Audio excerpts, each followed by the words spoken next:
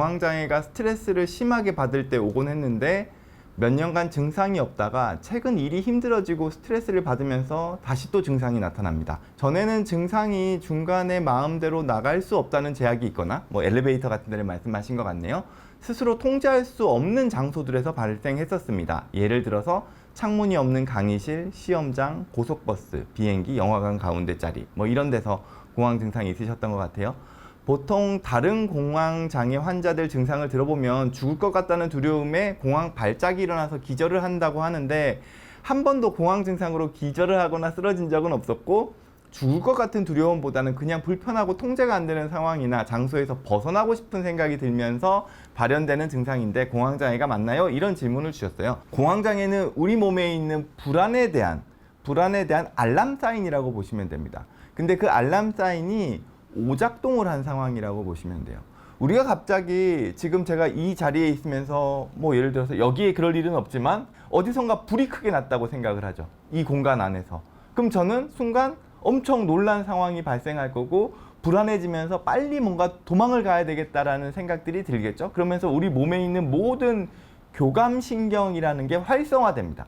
그러면서 심장도 막 두근두근 뛰고 막 숨도 가빠지고 근육도 긴장하면서 내가 언제 이렇게 튀어나갈지에 대한 몸의 준비를 하게 되는데 이게 내가 안전한 상황에서도 이 불안함과 관련된 알람 사인이 오작동을 하는 게 공황 증상이라고 보시면 돼요. 근데 그 공황 장애도 증상의 경, 중이 좀 따로 있습니다.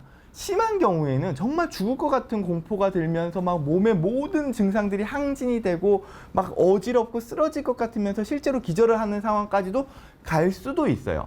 근데 경한 증상에서는 뭔가 좀 불편한 환경에서 불안과 관련된 마음이 들면서 뭔가 이러지도 저러지도 못하는 것 때문에 몸과 마음이 불편해지는 상황, 이렇게 경하게 느끼실 수도 있습니다.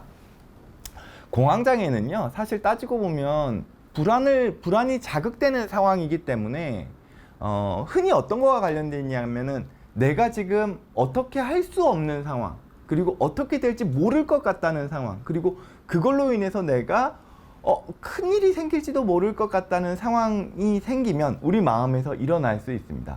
그래서 저는 공황장애로 저한테 오시는 분들한테 이런 말씀을 드려요. 지금 혹시 무언가의 조급함을 느끼고 계시진 않나요?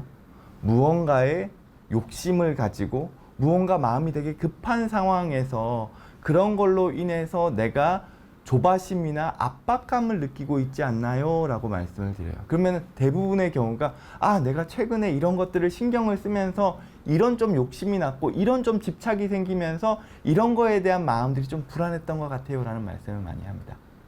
그래서 공황장애가 있을 때는 내 주변 상황을 내가 한번 다시 되돌아봐야 돼요. 내가 무리하고 있지 않나? 내가 뭔가에 욕심을 내고 있지 않나? 내가 무언가에 조바심을 내고 있지 않나? 이런 거죠.